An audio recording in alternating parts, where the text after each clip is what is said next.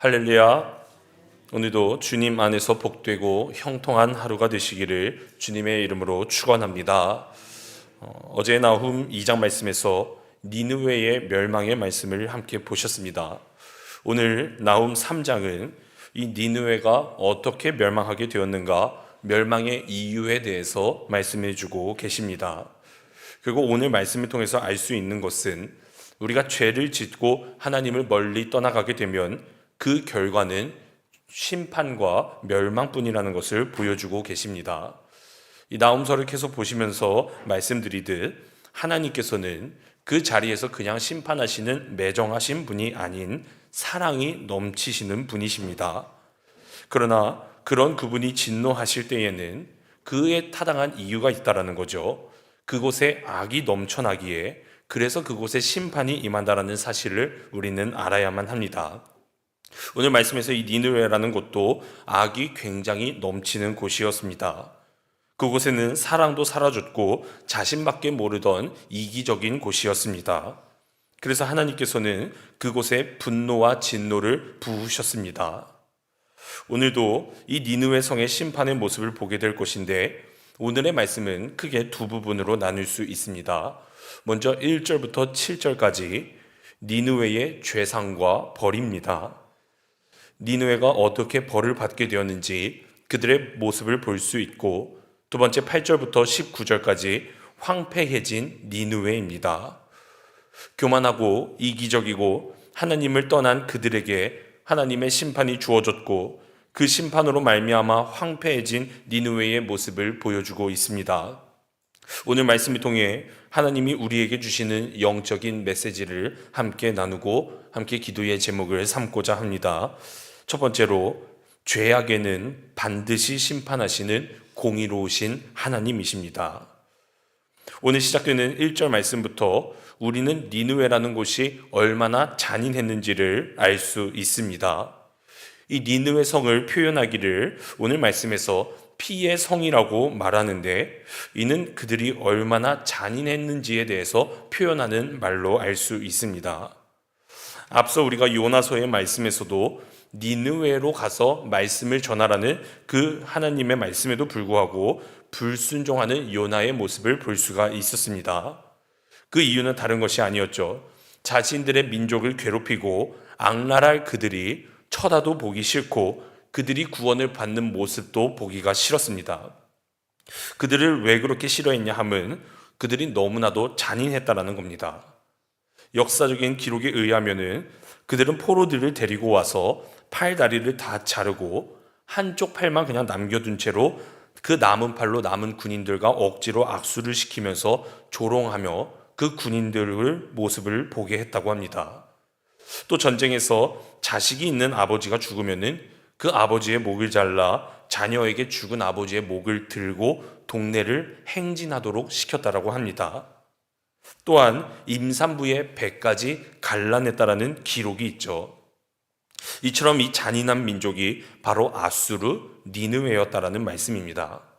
바로 그러한 민족에게 하나님께서는 100년이라는 시간 동안 기회를 주시다가 끝끝내 하나님께로 돌아키지 않는 그들의 모습을 보시고 심판으로 말미암아 너희들에게 재앙이 있을 것이다라고 말씀하고 계신 겁니다. 하나님이 그들을 어떻게 심판하십니까? 오늘 5절 말씀입니다. 보라, 내가 내게 말하노니 만군의 여호와의 말씀에 내 치마를 걷어 올려 내 얼굴에 이르게 하고 내 벌거벗은 것을 나라들에게 보이며 내 부끄러운 곳을 뭇 민족에게 보일 것이요. 여호와 하나님께서 니느웨의 치마를 걷어 올려서 얼굴에 이르게 하시겠다라고 말씀하십니다. 이것은 니느웨를 향한 하나님의 응징을 보여주는 말씀입니다. 고대 전쟁 가운데에서 포로된 자들에게 수치심을 느끼게 해주는 행동이, 남자들의 포로들은 옷을 다 벗겨서 사람들 앞에 내세워 수치심을 느끼게 해주었고, 또 여자의 경우에는 치마를 걷어 올려서 수치심을 느끼게 했었습니다.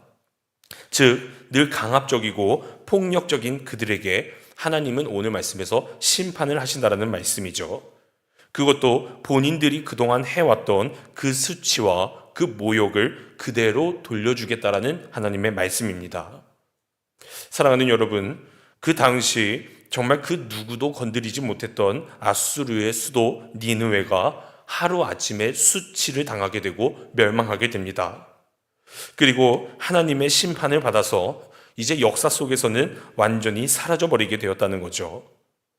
계속되는 이 심판의 말씀을 통해 하나님이 우리에게 주시는 메시지는 죄의 값은 언젠가는 우리에게 그대로 돌아오게 된다는 말씀입니다.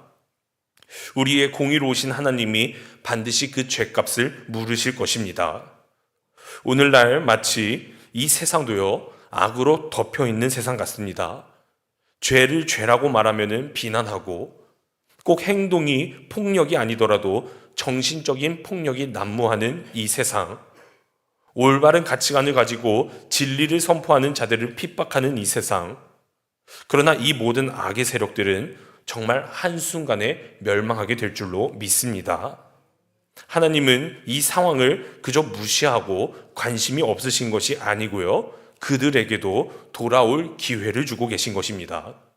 그러나 끝끝내 그들이 그럼에도 불구하고 돌아오지 않는다면 곧 임하게 될 그리스도 심판이 날 때 그들은 오늘 니느웨처럼 멸망하게 될 것이고 심판받게 될 것입니다. 그러므로 그 날이 올 때까지 우리는 하나님의 진리만을 선포하며 이 악한 세상 속에서도 악의 세력에 가담하지 않고 늘 하나님만을 바라보며 순종하는 삶을 살아가게 되시기를 주님의 이름으로 축원합니다. 두 번째로, 심판에서 구원받는 법은 예수 그리스도뿐입니다. 오늘 이 배경의 상황을 보면 14절 말씀에 이렇게 말합니다. 너는 물을 길어 에워싸일 것을 대비하며 너의 산성들을 견고하게 하며 진흙에 들어가서 흙을 밟아 벽돌 가마를 수리하라. 이 물을 기르라는 말은 적의 공격에 대비를 하라는 말씀입니다. 과거의 전쟁에서는 이 물길을 막는 것이 굉장히 중요했다라고 말합니다.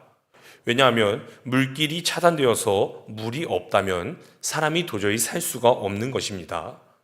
그렇게 되면 얼마 되지 않아서 전쟁 중이어도 본인들이 성문을 열고 나와서 목이 마르니까 스스로 항복을 외치게 된다는 거죠. 니느웨 성도 이러했습니다. 외부로부터 물을 끌어와야 했기에 물을 기르라는 이 말씀은 바로 이러한 상황을 염두에 둔 상황이었습니다.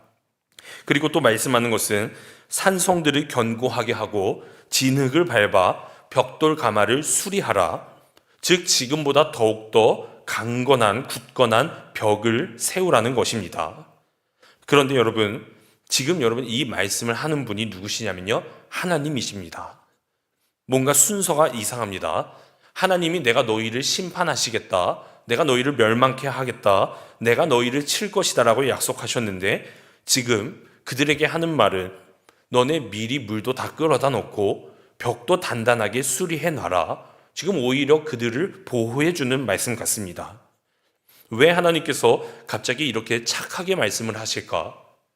다시 마음을 돌이켜서 그들을 구원하기로 하셨나? 사실 그 뜻이 아닙니다. 지금 니느웨가 방어 준비를 잘하면 적의 공격으로부터 이겨내고 막아낼 수 있을 것이다 라고 도와주는 것이 아닌, 너네들이 아무리 인간적인 노력을 다 한다고 할지라도 한번 해봐라, 애를 써봐라, 그래도 너네의 성은 무너질 수밖에 없다. 할 수 있는 대로 힘써서 다 해봐라. 더욱 절망을 주시는 말씀입니다. 실제로 니느웨는 2년간의 포위 공격으로 함락되었고요, 멸망하게 됩니다. 그들의 인간적인 그 힘으로는요, 하나님의 심판을 절대로 막아낼 수 없었습니다. 사랑하는 여러분, 지금 우리가 살아가고 있는 이 세상도 하나님의 심판은 분명히 오게 될 것입니다. 이미 그 심판은 선포되어 있습니다. 앞서 말씀드렸듯이 요즘 세상은 정말 악하고요, 무섭고요, 하나님 보실 때에 참 좋지 않겠다라는 생각이 많이 드는 세상입니다. 굉장히 두렵습니다. 오늘 말씀처럼 하나님이 만약에 심판을 작정하시면 절대로 용납하지 않으시고 악은 악대로 갚으시는 분이십니다. 그러므로 정말 그분의 최후의 심판이 우리에게 온다면 세상의 멸망은 불가피한 것입니다. 그러나 그 악한 인간이 하나님의 심판으로부터 구원받기 위한 단 하나의 방법이 있습니다. 어렵다면 어렵고 쉽다면 쉬운 예수 그리스도를 믿는 것뿐입니다. 하나님께서는 당신의 아들 예수 그리스도를 믿는 자들에게는 세상의 멸망 가운데서도 그 가운데서 우리를 구원해 주실 것이다라고 분명히 약속해 주셨습니다. 영원한 나라에서 영원히 살게 해 주실 것입니다. 간절히 바라기는 그런 최후의 심판 속에서 오직 예수 그리스도를 바라보시기를 간절히 소망합니다. 장대에 달린 놋뱀을 바라본 이스라엘 백성들은 구원받은 것처럼 영적으로 어두운 이 세상, 심판 속에서 다가올 이 세상 속에서 예수 그리스도만을 바라보게 될 때에 하나님은 그런 그들에게 새 힘을 허락해 주실 것이고 새 생명을 허락해 주셔서 더욱더 거룩한 삶을 살아가게 될 줄로 믿습니다. 마지막으로 세 번째, 작은 죄라도 그 결과는 멸망뿐입니다. 오늘 12절에 이렇게 말씀하십니다. 내 모든 산성은 무화과 나무에 처음 익은 열매가 흔들기만 하면 먹는 자의 입에 떨어짐과 같으니라. 다들 잘 아시듯이 익은 과일들은요, 살짝만 흔들어도 뚝 하고 잘 떨어집니다. 그런데 특별히 무화과 나무가 더욱더 그렇다고 합니다. 잘 익으면요, 잘 익을수록 그냥 흔들면 뚝 하고 떨어지는 것이 무화과 열매라고 합니다. 오늘 이 비유의 말씀도 그런 뜻이죠. 니느웨 성이 지금 겉으로 볼 때 마치 잘 익은 무화과 나무와 같다. 즉 하나님은 저 무화과 열매 같은 니느웨 성, 이제 내가 직접 흔들어서 그냥 뚝 하고 떨어지게 만들 것이다. 그 강대국이었던 니느웨가 무기력해져서 결국 멸망당하게 될 것임을 보여주고 있습니다.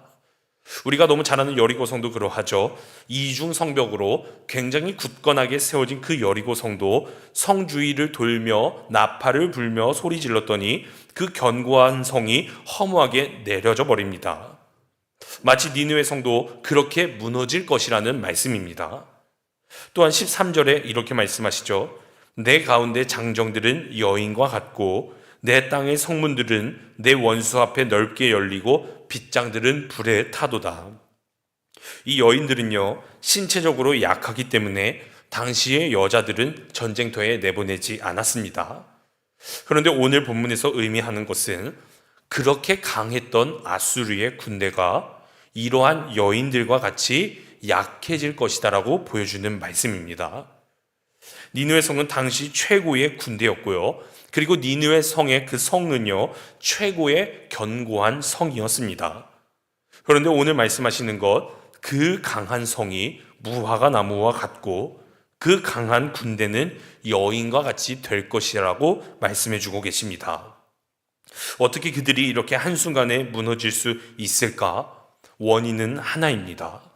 바로 그들 가운데에 죄가 있었기에 그 죄가 점점 커져서 온갖 악행과 온갖 악습을 벌였다라는 말씀입니다. 여러분, 하얀 물에요, 검은색 한 방울만 떨어뜨려도 물은 조금씩 탁해지고 조금 더 많이 부으면 아예 검해지죠. 죄도 이와 같습니다.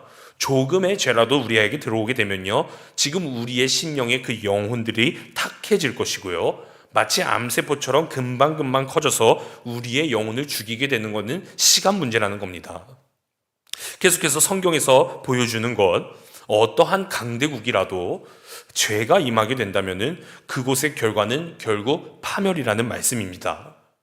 그러므로 우리는 그 죄의 속성을 꼭 알아야만 하고, 그 죄라는 것이 작더라도 그것이 얼마나 파괴적이고 악한 것인지를 꼭 알아야만 합니다. 그리고 죄가 들어온다면 우리는 반대로 하나님이 주시는 그 은혜와 말씀과 기도를 나의 심령 안에 더욱더 채워놓아서 내 안에 있던 죄가 밀려 빠져나올 수 있도록 정말 하루하루마다 우리의 심령에 말씀과 기도를 주입해야 할 줄로 믿습니다.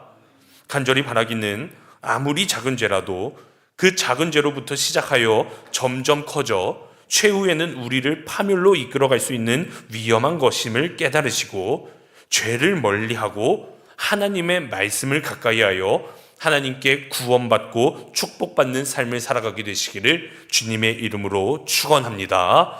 기도하시겠습니다.